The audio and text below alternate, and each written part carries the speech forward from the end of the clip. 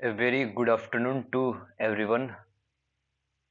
Chapter number 8 अपना चल रहा था। चैप्टर नंबर 8 को एक बार फिर से समझेंगे। इसमें मैंने आपको क्या क्या बताया था लास्ट टाइम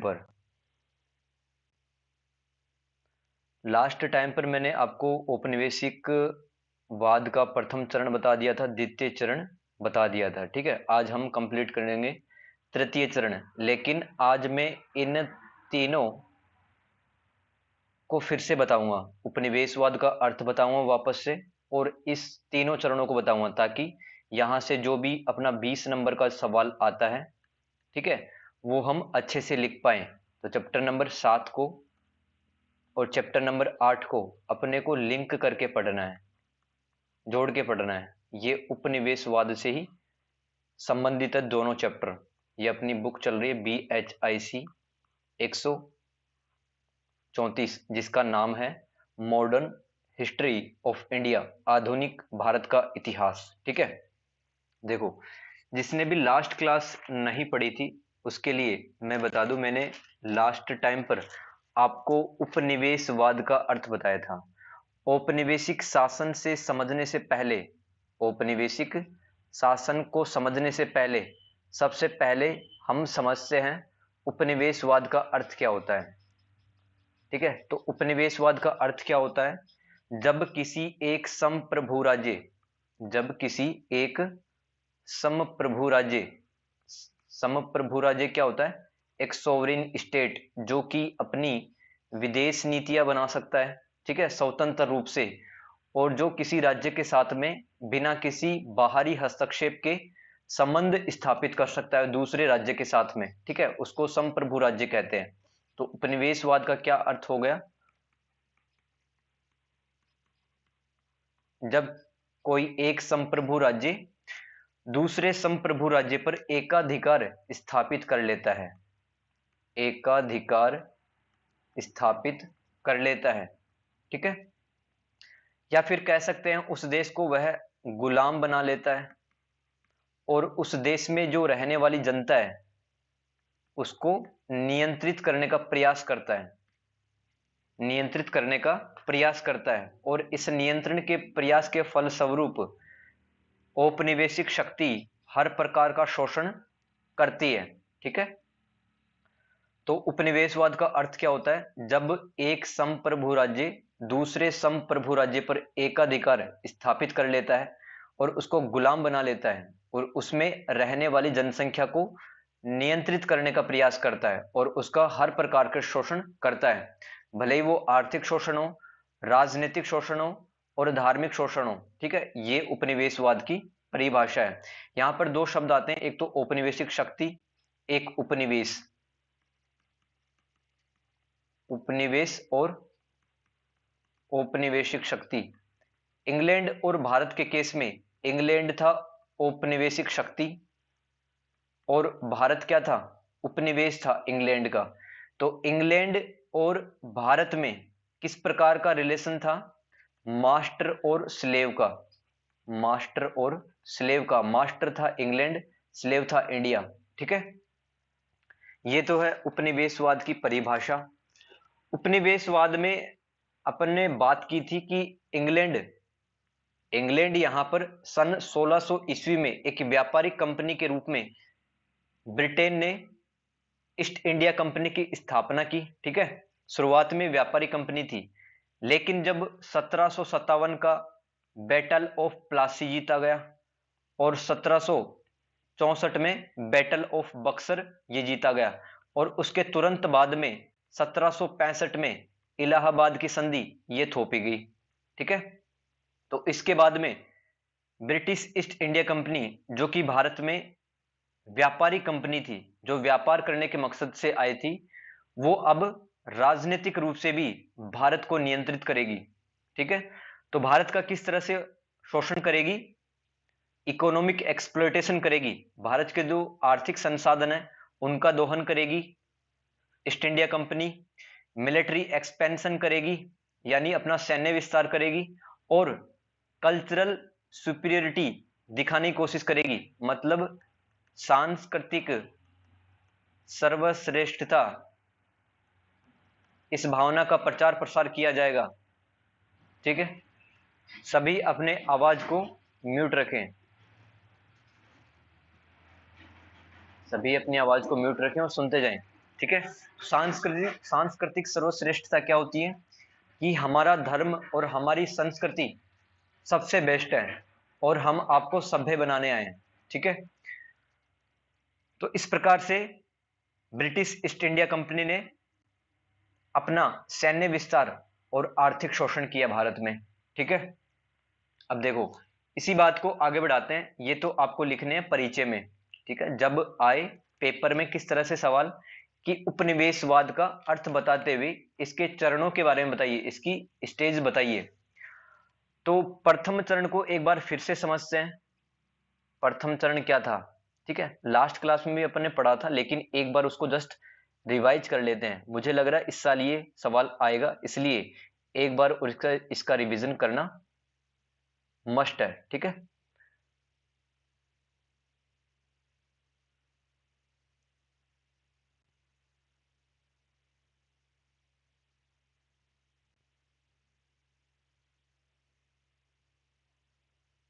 उपनिवेश का जो पहला चरण था, फर्स्ट स्टेज ऑफ कॉलोनियलिज्म, ये थी डियर 1757 से लेकर 1813 के बीच का जो टाइम है, ये प्रथम चरण माना जाता है। 1757 से लेकर 1813 के बीच में प्रथम चरण माना जाता है। ठीक है, अगर किसी ने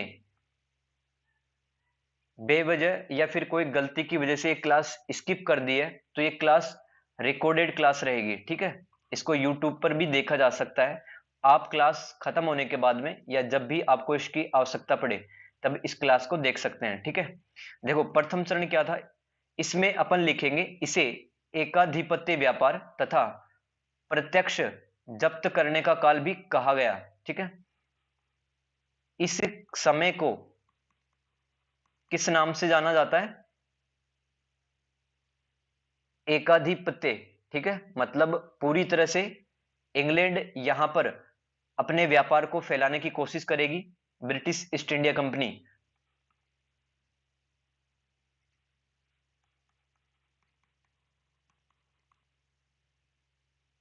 एकाधिपत्य व्यापार का समय, इस टाइम को एकाधिपत्य व्यापार का समय कहा जाता है या फिर प्रत्यक्ष जब्त करने का काल।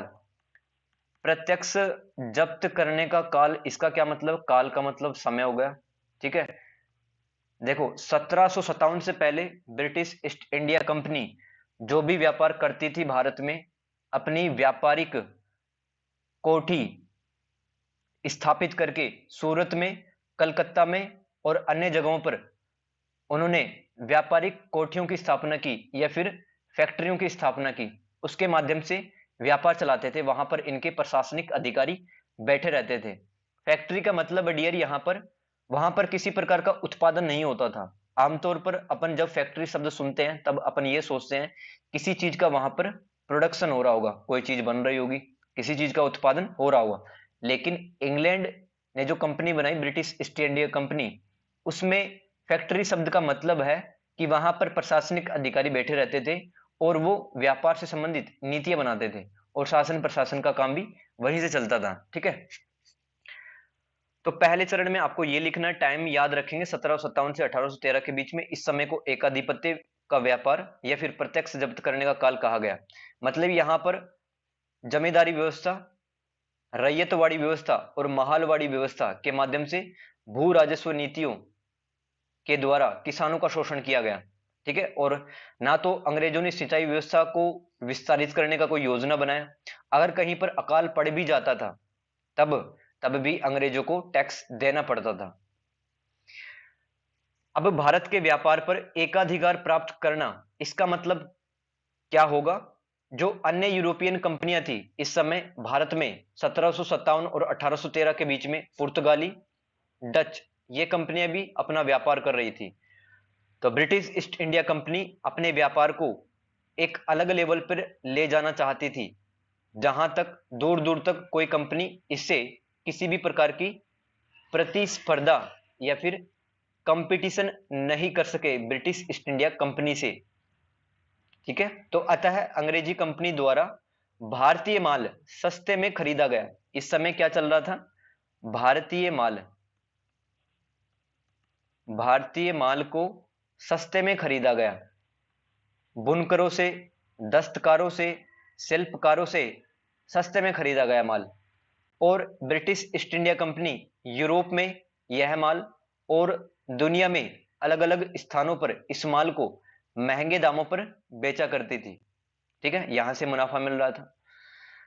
अब ब्रिटिश ईस्ट इंडिया कंपनी, ठीक है, मैं ईआईसी लिख रहा हूं यहां पर। ईआईसी का मतलब होगा east India company, short form. ठीक है, ईस्ट इंडिया कंपनी ने एक और काम किया, भारत पर व्यापार करने के लिए पहले से ही महारानी से एकाधिकार पत्र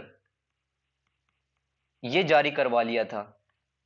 एकाधिकार लेटर, इस लेटर में लिखा था कि भारत पर आप शासन कर सॉरी भारत पर आप व्यापार कर सकते हैं। ठीक है, महारानी ने एक लेटर दे दिया था इनको लिखित में। और जो पूर्व के देश थे, जैसे म्यांमार, वियतनाम, फिलीपींस, इस साइड के देश, यहां पर भी व्यापार करने के लिए ईस्ट इंडिया कंपनी ने महारानी से एकाधिकार पत्र प्राप्त कर लिया। ठीक है, व्यापार से संबंधित एकाधिकार पत्र प्राप्त कर लिया। इसका मतलब है भारत तथा पूर्व के जो देश हैं वहां पर कंपनी व्यापार कर सकती है। तो अन्य यूरोपियन कंपनियों को प्रतियोगिता से बाहर करने हेतु ईस्ट इंडिया कंपनी ने जमीन एवं समुद्र में भीषण युद्ध लड़े। सभी को याद है फ्रांस के साथ में एंग्लो फ्रांसीसी वार। ठीक है, ये सब क्यों लड़े जा रहे थे? डचों के साथ में क्यों लड़ाई की? पुर्तगालियों के साथ में क्यों लड़ाई की अंग्रेजों ने? इसलिए कि ताकि भारत की जो अर्थव्यवस्था है और भारत का जो व्यापार है उस पर सिर्फ और सिर्फ ब्रिटिश ईस्ट इंडिया कंपनी का प्रभुत्व या फिर डोमिनेंस वो कायम रहे, इसलिए युद्ध लड़े इन्होंने। और ईस्ट इंडिया कंपनी ने व्यापार पर प्रभुत्व जमाने हेतु भारत पर प्रत्यक्ष नियंत्रण हासिल किया। मुगल सम्राट का अंग्रेजी व्यापार के लेन देन में हस्तक्षेप कम किया गया। पहले चरण में जो मुगल सम्राट था उसका हस्तक्षेप कम करने की कोशिश की गई यहां पर। जैसे कि सब जानते हैं कि जो सूरत में ब्रिटिश ईस्ट इंडिया कंपनी जब अपना ट्रेड कर रही थी वहां पर, तब मुगल सम्राट को 5,000 रुपए सालाना देने पड़ते थे। ठीक है, और बंगाल में आपको याद ही है फरुखसियर, मुगल सम्राट फरुखसियर को एक साल में 3,000 रुपए देने पड़ते थे। अंग्रेज परेशान थे इससे भी। ठीक है, तो अंग्रेजों ने मुगल सम्राट के इस हस्तक्षेप को कम करने की कोशिश की ताकि वो अच्छे से व्यापार कर पाए। और इस समय मुगल साम्राज्य का विघटन भी हो रहा था। ठीक है, मुगल सम्राट साम्राज्य का जो चरम काल माना जाता है, जिसको उत्कर्ष का काल भी कहते हैं, कि जिस समय में एकदम पीक पे रहा सब कुछ, चाहे वो आर्थिक व्यवस्था की बात हो, राजनीतिक, धार्मिक, शैक्षिक, वास्तुकला, स्थापत्य कला, इस प्रकार के जो क्षेत्र हैं उनमें बाबर से लेकर जब औरंगजेब तक शासन चला तब तक व्यवस्था ठीक थी। इसके बाद में उत्तर मुगल काल में मतलब सन 1707 में औरंगजेब की डेथ हो चुकी थी। इसके बाद में अयोग्य शासक आए थे। ठीक है, तो लगातार मुगल जो राजा थे वो दरबारी षड्यंत्र में फंसे रहे और उन्होंने जो व्यवस्था बना रखी थी, अकबर, शाहजहां और जहांगीर और औरंगजेब ने इन व्यवस्थाओं और इन क्षेत्रों पर बहुत ज्यादा ध्यान नहीं दे पाए। केवल भोग विलासिता में, केवल लग्जरियस लाइफ वो लोग जीते रहे। तो इस विघटन का फायदा भी ब्रिटिश ईस्ट इंडिया कंपनी ने उठाया। चैप्टर खत्म होने के बाद में जो भी मैं आज पढ़ाऊंगा इसकी पीडीएफ भी मैं ग्रुप में सेंड कर दूंगा, तो किसी प्रकार का कोई लिखने की आवश्यकता नहीं है। ठीक है, उस पीडीएफ को आप अपने मोबाइल में अलग से फोल्डर बनाकर स्टोर कर लेना। ठीक है, जब भी आवश्यकता पड़े एग्जाम आए तो वहां से जितने भी पॉइंट दे रखे हैं मैंने बहुत लेमैन लैंग्वेज में लिखे हैं, बहुत आसान शब्दों में लिखे हैं। ठीक है, और कोई भी ऐसी चीज वहां पर मिस नहीं की है मैंने। ठीक है, तो अंग्रेजों की राजनीतिक विजय के बाद में, अंग्रेजों की राजनीतिक विजय कब हुई? एक तो 1757 में हो चुकी थी, प्लासी का युद्ध युद्ध जब हुआ था, इनको बंगाल में स्वतंत्र व्यापार करने की छूट मिल गई, और फिर 1764 में बची कुची कसर वो भी इन्होंने पूरी कर ली। बंगाल, बिहार और उड़ीसा की दीवानी, या फिर उड़ीसा, बंगाल और बिहार का राजस्व इनको मिल गया, या वहां पर स्वतंत्र रूप से शासन कर सकते थे, व्यापार कर सकते थे। ठीक है, इस बात का मतलब है अंग्रेजों की राजनीतिक विजय। तो इस टाइम पर मतलब 1757 और 1813 के टाइम पर आप ध्यान रखेंगे कि जो बुनकर थे, शिल्पकार, दस्तकार, जो लघु एवं कुटीर उद्योगों, या फिर जिसको आप कह सकते हो हैंडलूम या हैंडीक्राफ्ट इंडस्ट्रीज, इसमें लगे हुए थे। उस व्यापार को तोड़ने की कोशिश की गई, और जो हमारे भारतीय व्यापारी थे उनसे सस्ते दामों में सामान खरीदा गया, और जो भारतीय बुनकर, दस्तकार, ये सब लोग थे, इनको जबरदस्ती कम दाम में मजदूरी करवाकर सामान को बनवाया गया, और उस सामान को यूरोप के अन्य देशों तथा दुनिया के अलग अलग हिस्सों में महंगे दामों पर बेचा गया। पहले पॉइंट में आप ये लिखेंगे। ठीक है, 1757 और 1813 में। और क्या क्या पॉइंट लिख सकते हैं आप इसमें? इसमें देखो, पहला टारगेट था इनका, पहला टारगेट था भारत में होने वाले व्यापार पर, भारत में होने वाले व्यापार पर एकाधिपत्य स्थापित करना, मतलब कोई और यूरोपियन कंपनी कंपटीशन नहीं दे पाए ब्रिटिश ईस्ट इंडिया कंपनी को। एक तो ये टारगेट था इनका, और दूसरा टारगेट था भारत की जो सत्ता थी इसको स्थायी रूप से पाना, भारत की सत्ता को स्थायी रूप से पाने का प्रयास किया गया। इसीलिए तो अंग्रेजों ने पलासी का युद्ध और बक्सर का युद्ध जीता था, ताकि वो भारत पर लंबे समय तक शासन कर पाए, भारत पर स्वतंत्र रूप से व्यापार कर पाए, किसी को भी 1 रुपया ना देना पड़े। Okay, got it. तो कंपनी ऐसा करके अपने आर्थिक संसाधनों को बढ़ाना चाहती थी। अब देखो, ब्रिटेन की जो संसद थी वो इतना ज्यादा ध्यान नहीं दे रही थी भारत पर स्पेशली, और उसमें बात की जाए ब्रिटिश ईस्ट इंडिया कंपनी को इतना पैसा नहीं मिलता था।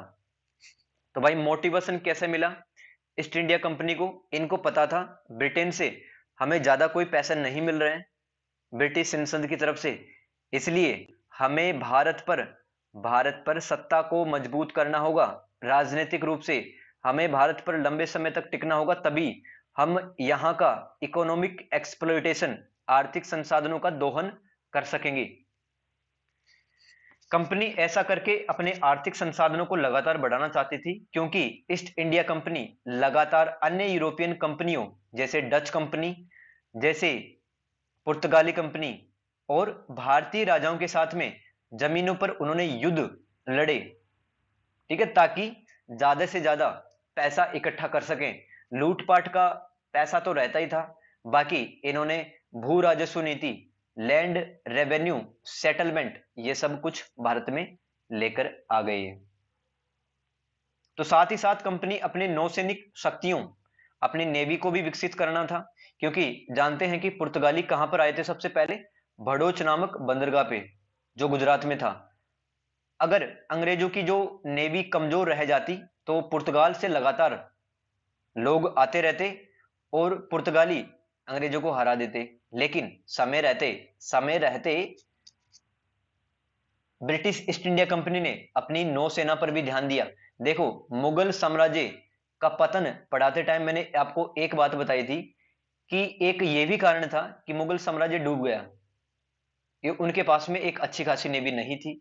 पुर्तगाली लगातार आते ही जा रहे थे 1600 ईस्वी में। ठीक है, तो अकबर ने भी कोई खासा ध्यान नहीं दिया, हालांकि नेवी थी, लेकिन उस नेवी का, उस जहाजों का उपयोग परिवहन, ट्रांसपोर्टेशन के रूप में काम में लिया जाता था। यह कारण था मुगल साम्राज्य के पतन का। लेकिन समय रहते भांप लिया ब्रिटिश ईस्ट इंडिया कंपनी ने, इसलिए नेवी को विस्तारित करने के लिए इनको पैसों की आवश्यकता पड़ी, और फिर इन्होंने सोचा अब भारत पर स्थायी शासन प्राप्त करके ही अपन ये सब कुछ प्राप्त कर सकते हैं, जो खजाना भारत में है, जो आर्थिक संसाधन भारत में है। ठीक है, तो ब्रिटिश सरकार ने ईस्ट इंडिया कंपनी का बहुत ज्यादा आर्थिक सहयोग नहीं किया, इसलिए भारत के विभिन्न क्षेत्रों पर विजय प्राप्त करने की प्रेरणा ईस्ट इंडिया कंपनी को मिली। ओके, और क्या लिखेंगे, 1757 और 1813 में भारत में बने सामानों को दो तरीकों से खरीदा जा रहा था। भारत में बने सामानों को दो तरीके से खरीदा जा रहा था। पहला तरीका क्या था, पहला तरीका था इंग्लैंड जो भी सामान भारतीय व्यापारियों से खरीदता था, बदले में सोना और चांदी भारतीय व्यापारियों को दिया करता था, जिसको कहते हैं बुलियन व्यवस्था। बुलियन व्यवस्था, सोना या चांदी सामान के बदले देना, इसको कहते हैं बुलियन व्यवस्था। ठीक है, तो अंग्रेज अधिकारी और अंग्रेजी आला प्रशासनिक अधिकारी ये सब चिंतित हो गए, क्योंकि किसी भी देश से अगर सोना चांदी लगातार आता रहेगा तो उस देश की अर्थव्यवस्था चौपट हो जाएगी। यहां से भी मोटिवेशन मिला ब्रिटिश ईस्ट इंडिया कंपनी को कि अगर ऐसा ही चलता रहा तो हम तो कंगाल हो जाएंगे और भारतीय मालामाल हो जाएंगे। भारत की जो जीडीपी है, जो भारत की ग्रोस डोमेस्टिक प्रोडक्ट है, वो दुनिया के सभी देशों से आगे चली जाएगी। पहला कारण ये। दूसरा कारण, इंग्लैंड भारतीय सामान के बदले इंग्लैंड के कारखानों में बने सामानों को बेचता था। ठीक है, तो मैं आपको क्या बता रहा हूं, दो तरीकों से यहां पर सामान खरीद रहे थे ब्रिटिश ईस्ट इंडिया कंपनी, एक तो सोना चांदी देकर, और इंग्लैंड के उद्योगों या इंग्लैंड के जो कारखाने थे वहां से जो भी सामान बनता था वो सब कुछ भारत में आ जाया करता था 1797 और 1813 के बीच में। लेकिन हम जानते हैं इस समय औद्योगिक क्रांति अपने पीक पर नहीं थी। इंग्लैंड में इतनी मात्रा में उद्योग धंधे इतने विस्तारित नहीं थे। ठीक है, तो अपन समझ सकते हैं इंग्लैंड से जो भी सामान आता रहा होगा इस टाइम में, उस सामान को डियर बहुत कम लोग खरीदते थे भारत में। कह सकते हैं कि प्रतिस्पर्धा का सामना नहीं कर पाए इंग्लैंड के बने हुए सामान, क्योंकि एक तो मशीनों से बनकर आ रहे थे वो, और बहुत घटिया स्तर के थे। बहुत कम दिन कपड़े चल पाते थे, 2 या 3 महीनों में कपड़े खराब हो जाते थे। तो इसलिए यहां पर कहा जा रहा है इंग्लैंड से जो सामान बनकर आता था वो कंपटीशन नहीं कर पाया भारतीय व्यापारियों के बने हुए सामानों से। ठीक है, अब देखो 19वीं शताब्दी के प्रारंभ में 19वीं शताब्दी के प्रारंभ में ब्रिटिश औद्योगिक उत्पादन भारतीय हस्तशिल्प उत्पादन के साथ प्रतिस्पर्धा नहीं कर सका। मैं क्या बोल रहा हूं डियर, मैं ये बोल रहा हूं आपको कि जो ब्रिटिश औद्योगिक उत्पादन था ना, ब्रिटिश औद्योगिक उत्पादन ये कंपटीशन नहीं कर पाए किसके साथ में, भारतीय हस्तशिल्प उत्पादन के साथ में। जो हमारे भारतीय शिल्पकार, दस्तकार, बुनकर जो सामान बना रहे थे बहुत ही बेहतरीन क्वालिटी का था वो। हालांकि बहुत समय में बनता था लेकिन अच्छा बनता था, उसकी दुनिया भर में डिमांड थी। तो भारतीय हस्तशिल्प जिनको हैंडलूम या हैंडीक्राफ्ट आइटम्स भी बोलते हैं, इसके साथ में वो टिक नहीं पाया, कंपटीशन नहीं दे पाया। ठीक है, इसलिए कंपनी ने भारत के व्यापार पर एकाधिकार, मतलब कंपनी ने मोनोपोली स्टेब्लिश करने की सोच ली अब तो, कि भारत में शासन करना है लंबे समय तक, तथा भारतीय क्षेत्रों से अधिकतम राजस्व वसूलने हेतु तेजी से भारत पर राजनीतिक विजय के प्रयास किए गए। राजनीतिक विजय के प्रयास किए गए और दो युद्ध बैक टू बैक लड़े गए, बैटल ऑफ प्लासी 1757 और बैटल ऑफ बक्सर 1764। ठीक है, अब देखो एक पॉइंट और लिख सकते हैं, 1813 और 1757 के बीच में जो प्रथम चरण है उसमें ईस्ट इंडिया कंपनी ने भारतीय लघु एवं कुटीर उद्योगों को खत्म करने के लिए, लघु एवं कुटीर उद्योगों को खत्म करने के लिए भारतीय बुनकरों, भारतीय दस्तकारों एवं शिल्पकारों से कम दाम पर और बल के प्रयोग के साथ में, मतलब डरा धमकाकर ये लोग वस्तुएं बनवाते थे और भारतीय व्यापारियों से वस्तुएं खरीदते थे कम दाम में। इस तो इससे क्या परिणाम निकला? भारतीय व्यापारी बर्बाद हो गए, भारतीय व्यापारी बर्बाद हो गए और लघु एवं कुटीर उद्योग इनके पतन का मार्ग प्रशस्त हो गया। मतलब जो हमारे छोटे छोटे उद्योग थे, जिस पर भारतीय व्यवस्था, जो भारतीय अर्थव्यवस्था थी, वो टिकी हुई थी। ठीक है, मुगलों के टाइम पर भी इतना शोषण नहीं किया गया था, लेकिन अंग्रेजों ने तो कमर ही तोड़ दी भारतीय अर्थव्यवस्था की। और अंग्रेजों ने किस तरह से कमाए पैसे? भारतीय व्यापारियों से तो कमाए पैसे, कम दाम में सामान खरीद कर, और भारत के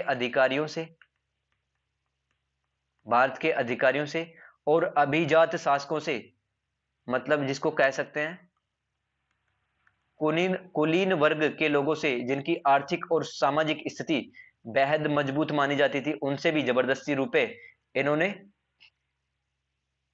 छीन लिए और जमींदारों से अवैध रूप से असीम धन को लूटा गया। इस प्रकार से अंग्रेजों ने भारतीयों का शोषण किया गया। देखो, लघु एवं कुटीर उद्योग को क्यों खत्म करना चाहते थे अंग्रेज? समझते हैं। जो भारतीय शिल्पकार थे, शिल्पकार, दस्तकार और बुनकर जो कपड़ों का काम करते थे, तो पहले तो जैसे कोई वस्तु ये 100 रुपए में बना रहे थे, लेकिन अब ब्रिटिश ईस्ट इंडिया कंपनी ने इनको 100 रुपए के बदले मात्र कहा कि आप इस वस्तु को 40 रुपए में बनाओ, सस्ते दाम देकर बनवाई चीजें। तो एक व्यापारी कहां तक टिक पाएगा? उसको अपना परिवार भी चलाना डियर। ठीक है, तो इन्होंने अपना पैसा ही बदल लिया, इन्होंने अपने जो धंधा करने का जो इनका तरीका था उसको ही बदल लिया, पैसा बदल लिया इन्होंने। ठीक है, और जो भारतीय व्यापारी थे, इनको भी अब व्यापार में इतना मुनाफा नहीं हो रहा था, तो भारतीय अर्थव्यवस्था यहां पर चरमरा रह गई। ये तो है पहला चरण। ठीक है, मैं उम्मीद करता हूं कि जो 20 नंबर का सवाल है उसमें कम से कम 4 पेज का कंटेंट होना चाहिए, और उसी को मद्देनजर रखते हुए उसी के हवाले से आपको कह रहा हूं कि ये कंटेंट आपको लिखना ही होगा, तभी 4-5 पेज भर पाएंगे अपन। दूसरा चरण की बात करें, जो सेकंड चरण है, जो सेकंड स्टेज ऑफ कॉलोनियलिज्म है, उसकी बात करते हैं। इस समय क्या किया गया? इस समय व्यापार के द्वारा भारतीयों का शोषण करना शामिल था, और इसे मुक्त व्यापार का उपनिवेशवाद भी कहा जाता है। दूसरे टाइम को क्या कहा जाता है? मुक्त व्यापार का उपनिवेशवाद। मुक्त व्यापार का क्या मतलब है? कि ब्रिटिश ईस्ट इंडिया कंपनी ज्यादा से ज्यादा सामान सस्ते दामों पर खरीदेगी, उसको महंगे दामों पर बेचेगी, पहली बात ये। और ब्रिटेन के जो भी व्यक्ति, जो भी व्यापारी भारत में व्यापार करना चाहता है तो आसानी से व्यापार कर सकता है। इंग्लैंड से जो तैयार माल था उस पर कस्टम ड्यूटी ना के बराबर लगाई जाती थी, और भारत से जो सामान बनकर बाहर जाता था उस पर ज्यादा से ज्यादा एक्सपोर्ट ड्यूटी यानी निर्यात शुल्क लगाया जाता था। इसकी वजह से सामान बहुत ज्यादा महंगा हो गया। ठीक है, मुक्त व्यापार का मतलब है कि भाई जो आप पर शासन कर रहा है वो तो एकदम मस्त तरीके से व्यापार करेगा, अपनी जो वस्तुएं हैं उनको बहुत महंगे दामों पर बेच सकता है वो, और कच्चे माल को भी निकालता रहेगा भारत से, और भारतीय व्यापार को विकसित करने के लिए कोई कदम नहीं उठाएगी यहां पर ब्रिटिश ईस्ट इंडिया कंपनी। ये मुक्त व्यापार की अवधारणा कहलाती है। पहला पॉइंट। और क्या लिखेंगे इसमें? इस समय इंग्लैंड में औद्योगिक क्रांति प्रगति पे था। इस समय इंग्लैंड में औद्योगिक क्रांति प्रगति पे था। फलस्वरूप औद्योगिक पूंजीपतियों ने भारत को एक बाजार के रूप में देखा। जो दूसरा पॉइंट है इसमें क्या क्या लिख के आना आपको, कि ब्रिटेन के जो व्यापारी थे वो भारत को एक बाजार के रूप में देख रहे थे। अब भाई, अब कारखानों में सामान बनेगा तो उसको बेचने के लिए दुनिया में आपको बाजारों की आवश्यकता होगी, मार्केट चाहिए सामान को बेचने के लिए, तो भारत को एक बाजार के रूप में देखा गया। Got it? जहां इंग्लैंड के कारखानों से तैयार माल को भारत में बेच सकें, ताकि ब्रिटिश पूंजीपतियों की आय बढ़ सके, ब्रिटिश पूंजीपतियों की आय को बढ़ाया जा सके तथा उनकी पेंशन की भी व्यवस्था हो। जो व्यक्ति ब्रिटिश ईस्ट इंडिया में कंपनी के प्रतिनिधि के रूप में भारत में काम कर रहा है, अब वो सोचता था बैठा बैठा कि आज तो मैं पैसे कमा रहा हूं भारत से, लेकिन जब मैं रिटायरमेंट ले लूंगा, यानी जब मैं भारत से इंग्लैंड चला जाऊंगा, मैं बुढ़ा हो जाऊंगा, तब मेरे पास में पैसे होने चाहिए। तो इसी पैसे की जुगाड़ में ज्यादा से ज्यादा धन इकट्ठा करना चाहते थे ब्रिटेन के पूंजीपति और ब्रिटिश ईस्ट इंडिया कंपनी के प्रतिनिधि, या आप कह सकते हैं ब्रिटिश ईस्ट इंडिया कंपनी के व्यापारी ज्यादा से ज्यादा मुनाफा कमाना चाहते थे। इस पॉइंट में आप ये लिख सकते हैं। और क्या लिख सकते हैं, देखिए, अतः भारत का आर्थिक शोषण करने हेतु, अतः भारत का आर्थिक शोषण करने हेतु इसे इस प्रकार के उपनिवेश में बदला गया। भारत को इस प्रकार के उपनिवेश, मतलब जिस देश को गुलाम बनाया जाता है उसको कहा जाता है उपनिवेश। तो भारत को इस प्रकार से विकसित किया गया जो इंग्लैंड की आवश्यकता अनुसार, अब इंग्लैंड में उद्योगों की संख्या बढ़ रही थी, वहां पर बीमारियां कम होने लगी, लोग कम मरने लगे, वहां पर गांव से अब शहरों का विकास होने लगा। तो जिस भी देश में अगर मेडिकल फैसिलिटीज बढ़ती हैं और जिस देश में तकनीकी एवं औद्योगिक क्रांति होती है, तो वहां की पॉपुलेशन बढ़ती है। सीधी सी बात है, लोग कम मरेंगे तो जनसंख्या और ज्यादा होगी, और अगर उनको उनके देश में तकनीकी एवं औद्योगिक क्रांति अगर आ जाए तो उनका जो लिविंग स्टाइल है, जो लाइफ स्टाइल है, वो बेहतर हो जाएगा। और अगर बेहतर हो जाएगा, लोगों की संख्या बढ़ जाएगी, तो उनको खाने के लिए तो आइटम्स चाहिए। तो खाद्य पदार्थ कहां से प्राप्त करेंगे, अब ज्यादा से ज्यादा भारत से। तो भारत खाद्य पदार्थ भी भेजेगा अब इनको, और इंग्लैंड को कच्चा माल भी भेजेगा। साथ में क्या भेजेगा, रॉ मटेरियल्स, कच्चा माल। जैसे इसमें भारत से उस समय कच्ची रेशम जाया करती थी और शोरा जाया करता था। एक विस्फोटक पदार्थ का नाम है शोरा, मतलब जो बारूद को बनाने में प्रयोग किया जाता था। कच्ची रेशम और शोरा और कपास, ये जाया करती थी इंग्लैंड। और इंग्लैंड से तैयार माल, जिसको अपन प्रोसेसिंग गुड्स कहते हैं, परिष्कृत सामान, वो भारत में बिका करता था। अब ब्रिटेन के द्वारा तैयार किया गया माल कैसा था, विकसित तकनीक वाला था। ब्रिटेन के उद्योग एवं कारखानों में जो सामान बनता था ना, ये उच्च तकनीक इसमें लगती थी, क्योंकि उनके पास मशीन थी, हमारे पास में मशीन नहीं थे। हाथ से ही अपन सब कुछ तैयार करते थे, भले वो जरी का काम हो, भले वो कोई शिल्पकार का काम हो, अपन हाथ से ही तैयार करते थे चीजें। उच्च तकनीक, और अगर उच्च तकनीक होगी, किसी कंपनी में मशीनों की संख्या ज्यादा होगी, तो वहां पर कम श्रम शक्ति ये लगती है। वहां पर जो मैन पावर है, लोगों की संख्या है, वो कम होगी। किसी कंपनी में अगर मशीनों की संख्या ज्यादा होगी, मशीनों से काम होगा, वहां पर कहते हैं कम श्रम शक्ति, मैन पावर वहां पर कम लगेगा। और इस माल की उत्पादकता, इंग्लैंड में जो माल तैयार होता था कारखानों में, इसकी उत्पादकता क्या रहती थी, बहुत ज्यादा। उत्पादकता का मतलब है कितना सामान एक दिन में तैयार हो रहा है। तो मशीनों से ऑब्वियस सी बात है यार, बहुत ज्यादा कपड़े वगैरह, जूते और अन्य आइटम्स बनाए जा सकते हैं, तो उत्पादकता ज्यादा होगी। और इंग्लैंड के कारखानों में जो लोग काम करते हैं, जो लोग व्यापार को भी नियंत्रित करते हैं, उनका वेतन भी हाई होगा। एक तरफ भारत की बात करें तो भारत में निम्न तकनीक के साथ में सामान बनते थे, निम्न तकनीक के साथ में सामान बनते थे, और उच्च श्रम शक्ति, मतलब यहां पर उसी सामान को तैयार करने में बहुत ज्यादा लोग लगे हुए रहते थे। तो इससे उत्पादकता वो कम होगी, और भारत के जो शिल्पकार, दस्तकार, बुनकर हैं, इनका वेतन भी कम होगा। दूसरे चरण में आप ये पॉइंट लिख सकते हैं। आया समझ में सबको? यहां तक सबको क्लियर है?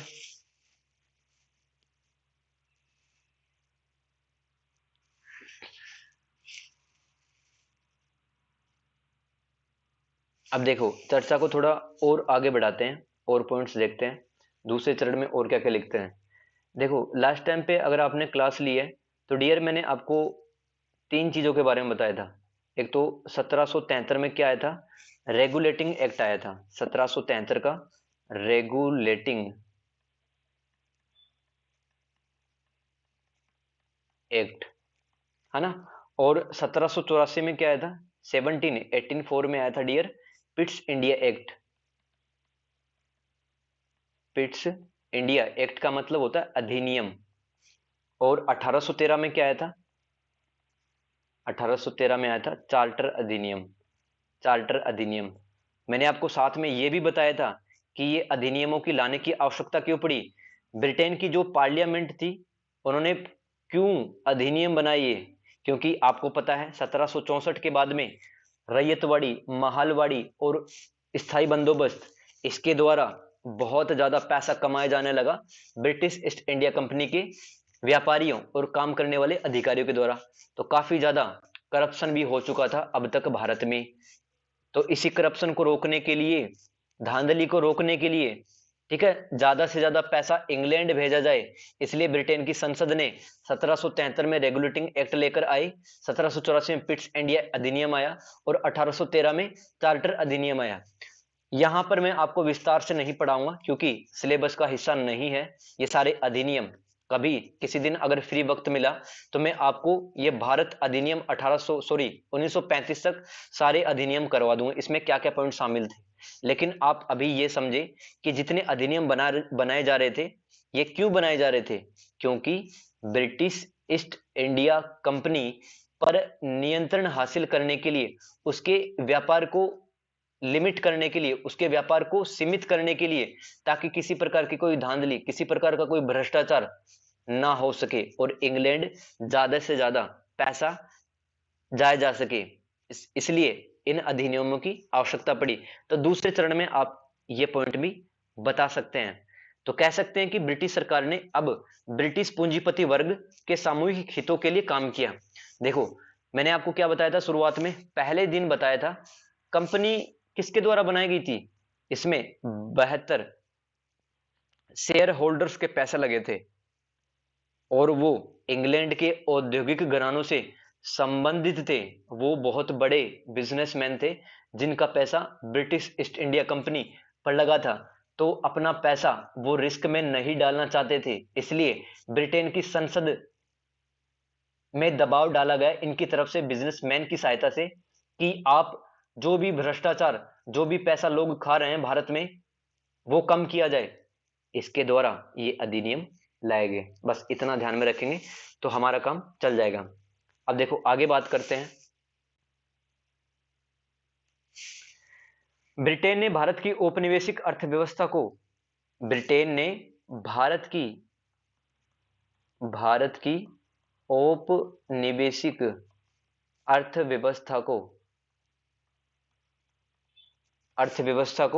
विश्व की पूंजीवादी अर्थव्यवस्था, दुनिया की पूंजीवादी अर्थव्यवस्था के साथ में जोड़ने हेतु मुक्त व्यापार की अवधारणा को प्रोत्साहित किया गया। वापस से सुने ये पॉइंट, ब्रिटेन ने भारत की औपनिवेशिक अर्थव्यवस्था को विश्व की पूंजीवादी अर्थव्यवस्था से जोड़ने के लिए मुक्त व्यापार की अवधारणा को प्रोत्साहित किया गया। कहने का मतलब क्या है, भारत से ज्यादा कच्चा माल खरीदा गया, भारत में सामान बेचा गया, ठीक है, और पूरी दुनिया के हिस्से में वो सामान ईस्ट इंडिया कंपनी ने बेचा। ऐसा क्यों हो रहा था, क्योंकि दुनिया की जो अर्थव्यवस्था है, दुनिया की अर्थव्यवस्था है, अगर उसमें ज्यादा से ज्यादा सामान ब्रिटिश ईस्ट इंडिया कंपनी निर्यात करेगी तो इनका फायदा सबसे ज्यादा होगा। और भारत फिलहाल इनका बहुत समृद्ध एक उपनिवेश बना हुआ था। और इस प्रकार की अर्थव्यवस्था को विकसित करने के लिए अपने को मुक्त व्यापार चाहिए। मतलब इंग्लैंड का कोई रहने वाला बिजनेसमैन यहां पर व्यापार कर सकता है, अपना सामान बेच सकता है, ठीक है, उस पर कोई कस्टम ड्यूटी नहीं लगेगी। और भारत के व्यापार को तो पूरी तरह से नियंत्रित किया गया था। भारत की जो लघु एवं कुटीर उद्योग, स्मॉल इंडस्ट्रीज जो रहती हैं, इनको बर्बाद किया गया। इसका यह मतलब था। ब्रिटेन से तैयार वस्तुओं पर भारत में कोई शुल्क नहीं लिया जाता था। जो सामान ब्रिटेन से आया करता था तैयार होकर, उस पर 0 रुपीज लगता था टैक्स ड्यूटी, जिसको कस्टम ड्यूटी भी कहते हैं। तो जिस सामान में वो कारखाने में बन रहा है, उसी सामान के मूल्य पर वह बिक जाया करता था। और भारत से जो सामान बिकता था, इस पर बहुत ज्यादा एक्सपोर्ट ड्यूटी या फिर निर्यात शुल्क लगाया जाता था। आप एक बात नोटिस कर रहे हैं, 2 या 4 बातें ना बार बार रिपीट होती जा रही हैं। तो ये प्रत्येक चरण में आपको ये बातें लिख के आनी है। अगर बहुत सारी बातें भूल जाते हैं, तब कम से कम ये बात तो याद रखना कि ब्रिटेन से जो सामान आता था, उस पर किसी प्रकार का कोई शुल्क, उस पर किसी प्रकार के कोई कस्टम ड्यूटी ये नहीं लगती थी। और भारत के व्यापारी जो भी सामान बेचते थे, इस पर बहुत ज्यादा निर्यात शुल्क लगाया जाता था, जिसकी वजह से भारत का जो सामान है ये बहुत ज्यादा महंगा हो जाया करता था। जैसे 100 रुपए का कोई सामान है, 100 रुपए का कोई सामान है, तो इस पर इंग्लैंड वालों ने 80 रुपए निर्यात शुल्क लगा दिया, तो भारत का सामान दुनिया के किसी भी क्षेत्र में कितने रुपए में बिकेगा? अब 180 रुपए में। 100 रुपए की चीज 180 रुपए में क्यों खरीदेगी जनता? ठीक है। तो इस तरह से भारतीय अर्थव्यवस्था और भारतीय व्यापारियों को बर्बाद किया गया। भारत में चाय, कॉफी और नील के जो बागान थे, नील के बागान, इनको विकसित किया गया। व्यापार, परिवहन एवं खान, व्यापार, परिवहन, खान। खान में क्या शामिल हो जाएगा? जितना भी माइनिंग होता था यहां से कोयले का और अन्य धातुओं का। इस प्रकार के आधुनिक धंधे विकसित करने के लिए जो ब्रिटेन के जो पूंजीपति आदमी थे, वो आराम से यहां पर व्यापार कर सकते थे। इस प्रकार की यहां पर नियम बनाए गए थे ब्रिटिश ईस्ट इंडिया कंपनी के द्वारा, तो उनको भारत में बिना रोक टोक के व्यापार करने का मौका मिलता था। ब्रिटिश पूंजीपतियों को बिना रोक टोक के उन्होंने आधुनिक उद्योग धंधे स्थापित कर लिए भारत में। जैसे चाय के, कॉफी के, नील के बागान। नील क्या होता है? एक डाई होता है, ठीक है, कपड़ों को रंगने के लिए काम में लिया जाता है। डाई एक रंजक है, नील प्राकृतिक रंजक, उसकी खेती की जाती थी। व्यापार, परिवहन, खान, इस प्रकार के जो औद्योगिक धंधे हैं, वहां पर बिना रोक टोक के जो ब्रिटिश पूंजीपति थे वो अपनी पूंजी भी लगा पाते थे और अपना उद्योग धंधा भी भारत में खोल सकते थे। अब और किस प्रकार के पॉइंट लिख सकते हैं? वही पॉइंट, पुराने पॉइंट, स्थायी, रैयतवाड़ी, महालवाड़ी, भू राजस्व नीतियों के द्वारा भारतीय कृषि को पूंजीवादी दिशा में मोड़ा गया। क्या कहा जा रहा है? भारतीय कृषि को किस दिशा में मोड़ा गया? पूंजीवादी, पूंजीवादी दिशा में, पूंजीवादी दिशा में मोड़ा गया। तो मतलब अंग्रेजों के आने से पहले एक भारतीय किसान अपना पेट भी भर लेता था, और जो सरप्लस प्रोडक्शन हुआ करता था, जिसे अधिशेष उत्पादन करते हैं, कि मतलब 100 किलो गेहूं अगर उसके खेत से उत्पादन होता था, तो 50 किलो खुद रख लेता था और 50 किलो मार्केट में बेचाया करता था। तो उसका मुनाफा भी हो रहा था और अपना पेट भी वो भर रहा था। लेकिन ब्रिटिश ईस्ट इंडिया कंपनी ने जबरदस्ती कपास की, नील की, कॉफी की, इस प्रकार की वाणिज्यिक फसलें, इस प्रकार की कॉमर्शियल क्रॉप्स भारतीय किसानों से करवाई, और भारत के किसान भी यहां पर बर्बाद हो गए। खाने के लिए उनके पास में दाने तक नहीं रहे।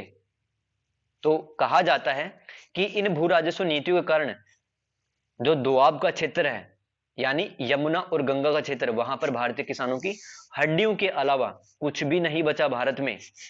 आप समझ सकते हैं किस तरह से अंग्रेजों ने एक्सप्लॉइट किया है भारत को। तो कच्चे माल का अधिक से अधिक निर्यात तथा ब्रिटेन के कारखानों से तैयार माल को भारत में लाने हेतु नदियों एवं नहरों का भी विकास किया गया। ये पॉइंट भी लिख के आ सकते हैं अपन कि शहरों को और बाजारों को जोड़ने के लिए नदी एवं नहरों का विकास किया गया। नदी एवं नहरों का विकास किया गया। इसके लिए तो भाई जहाजों की आवश्यकता पड़ेगी, और ऐसे जहाज बनाए अंग्रेजों ने जो कि भाप से चलते थे, तो कह सकते हैं वाष्प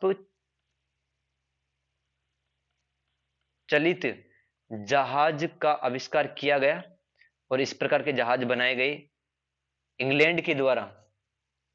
ठीक है, तो अपन बात करें कि सन 1905 तक आपकी इग्नू की किताब में एक डेटा लिख रखा है, उस डेटा को वहां पे लिख के आ सकते हैं। सन 1905 तक भारत में 45,000 किलोमीटर की रेलवे लाइन बिछ चुकी थी। रेलवे लाइन, इस रेलवे लाइन की कई लोग तारीफ करते हैं कि अंग्रेजों ने कम से कम भारत को रेलवे की व्यवस्था तो दी है कम से कम, लेकिन चलो ठीक है, मानी आपकी बात, बट उन्होंने रेलवे लाइन को बिछाने के चक्कर में आपके सारे आर्थिक संसाधन जो आपके पास इकोनॉमिक रिसोर्सेज थे वो सारे के सारे लूट लिए, और आप जहां भी विद्रोह करते थे वहां पर अंग्रेजी सेना हथियारों के साथ में पहुंच जाया करती थी। रेलवे लाइन के बड़े फायदे थे जो कि अंग्रेजों को मिलते थे। ये लिख सकते हैं। आर्थिक लेन देन को आसान बनाने के लिए आधुनिक डाक, जिसको अपन इंडियन पोस्ट के नाम से जानते हैं फिलहाल, आधुनिक डाक और टेलीग्राफ व्यवस्था को भी यहां पर विकसित किया गया ताकि कम समय में मैसेज पहुंच सके। पहले कोई सोशल मीडिया, एफबी, इंस्टा, इस टाइप की कोई चीज नहीं थी, तो पहले डाक और टेलीग्राफ के माध्यम से संदेश भिजवाया करते थे। तो आधुनिक संचार साधनों का यहां पर विकास किया गया। दूसरे चरण में बहुत बातें लिख सकते हैं। लास्ट चरण मैं आपको समझा रहा हूं, उपनिवेशवाद का तीसरा चरण। तो कुल मिला के 4-5 पेज आराम से भर सकते हैं। तीसरा चरण है अंतिम चरण। अंतिम चरण जिसको भी ध्यान से समझेंगे अपन, तीसरा चरण, थर्ड स्टेज ऑफ कोलोनियलिज्म, उपनिवेशवाद का तीसरा चरण। देखो इसमें क्या लिख सकते हैं अपन, ये जो काल था ना डियर, ये 1860 के बाद में चालू हुआ था। ये जो समय था, ये जो समय था ये 1860 के बाद में चालू हुआ। ठीक है, तीसरा स्टेज। पहला स्टेज कब चालू हुआ था? 1757 से 1813 तक, और दूसरा स्टेज 1813 के बाद में, और तीसरा स्टेज 1860 के बाद में। तो इस समय यूरोप के साथ में, अब देखो ऐसा तो है नहीं कि सिर्फ इंग्लैंड में औद्योगिक क्रांति चल रही थी। इंग्लैंड के साथ में जापान में, अमेरिका में, इन देशों में भी औद्योगिक क्रांति का विस्तार हुआ। तो साथ में पहले क्या चल रहा था? पहले पूरी दुनिया में औद्योगिक क्रांति, इंडस्ट्रियल रेवोल्यूशन सिर्फ और सिर्फ इंग्लैंड में चलता था। लेकिन 1860 के बाद में जापान, अमेरिका और दुनिया के अनेक हिस्सों में औद्योगिक क्रांति का विस्तार हुआ। ठीक है, ज्ञान विज्ञान का प्रचार प्रसार हुआ। भाई मैंने आपको बताया ना प्रबोधन का काल, कि पहले इंग्लैंड में मध्य युग से पहले अंधकार का काल था। चर्च व्यवस्था के नियम लोग मानते थे, जो भी पादरी कहा करता था वो सब लोग मानते थे। लेकिन अब ज्ञान विज्ञान का यहां पर प्रचार प्रसार होने लगा। तो आप में से अगर किसी को पता है तो मुझे बताओ कि बिजली का आविष्कार किसने किया था? Who invented the electricity? बिजली का आविष्कार किसने किया था, इलेक्ट्रिसिटी का? आप में से अगर पता हो तो अपनी आवाज को अनम्यूट करके आप कहें। दुनिया में बिजली का आविष्कार किसने किया था?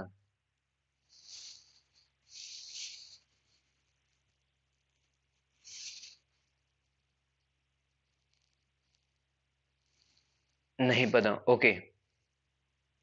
दुनिया में बिजली करने सॉरी बिजली का आविष्कार करने का श्रेय दिया जाता है बेंजामिन फ्रैंकलिन को। किसको डियर? Benjamin Franklin.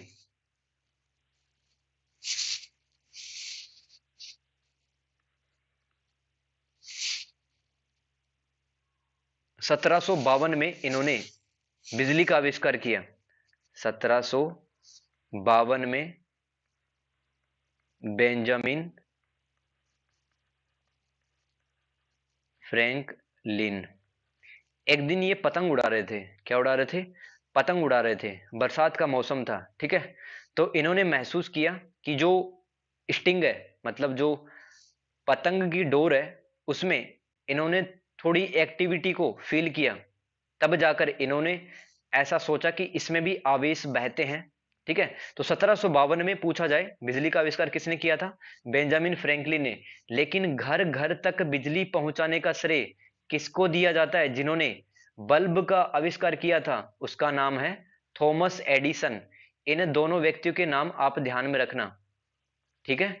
बिजली का आविष्कार तो बेंजामिन फ्रैंकलिन ने किया था 1752 में, और घर घर बिजली पहुंचाने का जो क्रेडिट है वो किसको दिया जाता है? Thomas Edison. इन्होंने बल्ब का आविष्कार किया था। और क्या समझ सकते हैं? तीसरे चरण में, मतलब 1860 के बाद में, दहन इंजन, कंबसन इंजन, जिनको अपन इंग्लिश में कहते हैं कंबसन इंजन, जिसकी सहायता से गाड़ी मोटर चलते हैं, कंबसन इंजन, दहन इंजन, इसका भी आविष्कार हो चुका था। किसने आविष्कार किया था इसका? ध्यान रखेंगे 1860 की बात है।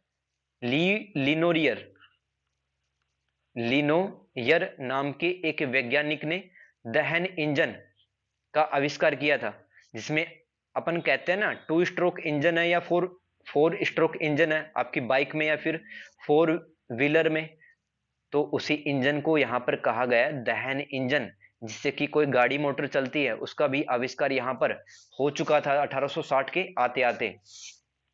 तो अब समझते हैं कि भाई कंबसन इंजन बन चुका है, बिजली बन चुकी है, तो उद्योग धंधे कितनी रफ्तार के साथ में उत्पादनों की जो प्रक्रिया है वो बढ़ेगी, ज्यादा से ज्यादा अब कंपनियों में सामान बनने लगेगा।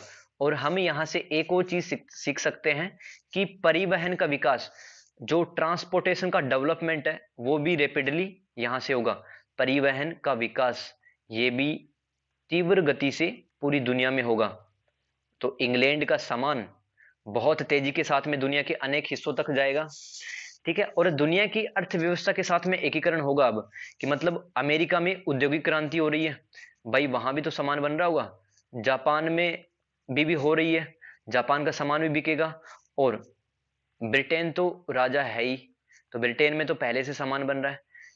तो सामान अब एक दूसरे के देशों में बेचा जाएगा, इसको कहा जाता है एकीकरण। इस प्रकार की जो प्रक्रिया रहती है इसको कहते हैं भाई एकीकरण की प्रक्रिया, इंटीग्रेशन की प्रक्रिया अब पूरी दुनिया में चलने लगेगी। तो इसके साथ में क्या होगा? उपनिवेशों का और ज्यादा दोहन होगा। उपनिवेशों का और ज्यादा दोहन होगा। कैसे?